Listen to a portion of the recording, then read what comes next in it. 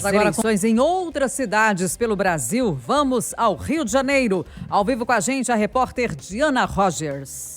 O candidato à prefeitura de Niterói, na região metropolitana do Rio, Carlos Jordi, do PL, votou às 10 horas da manhã no Clube Naval do município. No primeiro turno, Jordi teve quase 100 mil votos, o que é considerado um resultado expressivo de um candidato alinhado com a direita, já que a cidade de Niterói, historicamente, foi governada por candidatos alinhados com a esquerda. Já Rodrigo Neves, do PDT, que no primeiro turno teve 136 mil votos, o que corresponde a 48% dos votos válidos, deve votar em instantes na Faculdade de Veterinária da UF, a Universidade Federal Fluminense. Apesar da votação estar bem tranquila dentro das sessões eleitorais em Niterói, crimes de boca de urna foram registrados em alguns pontos da cidade, como no Colégio Pedro II, o maior local de votação do município, e também no Clube Naval de Charitas.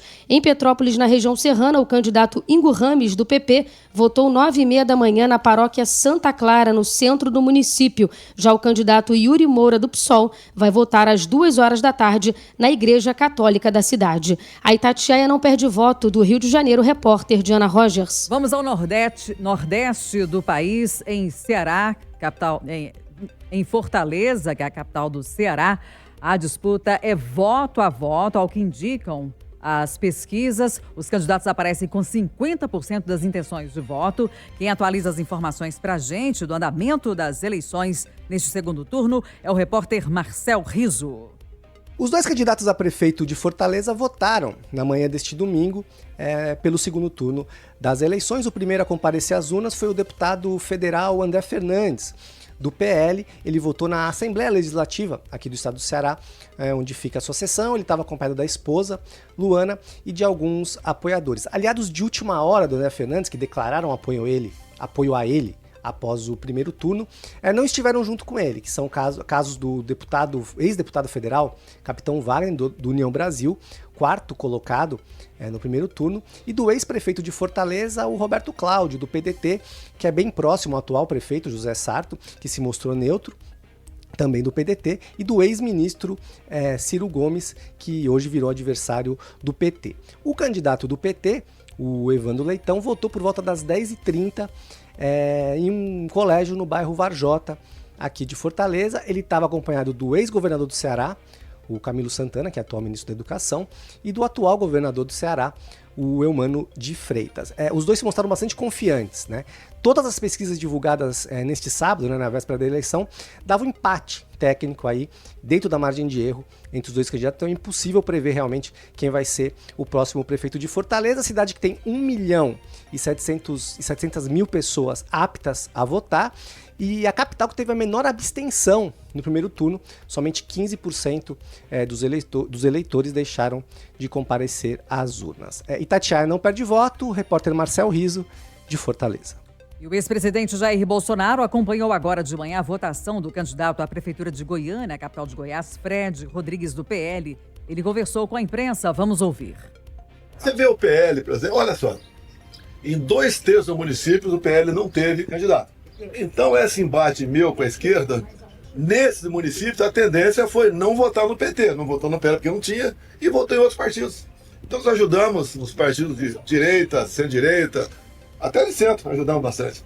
E foi uma sapecada monumental em cima da esquerda. Vamos agora a São Paulo.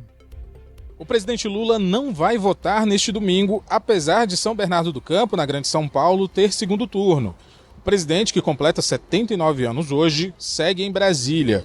Lula se recupera de uma queda sofrida na semana passada no Palácio da Alvorada. O presidente também era esperado em São Paulo para participar dos atos finais de campanha de Guilherme Boulos. O candidato do PSOL na capital paulista é apoiado por Lula. Boulos, no entanto, está em desvantagem contra o seu adversário, o atual prefeito Ricardo Nunes. O candidato do MDB, que é apoiado pelo ex-presidente Jair Bolsonaro, lidera as pesquisas de intenção de voto. A Itatiaia não perde voto. De São Paulo, Renan Melo Xavier.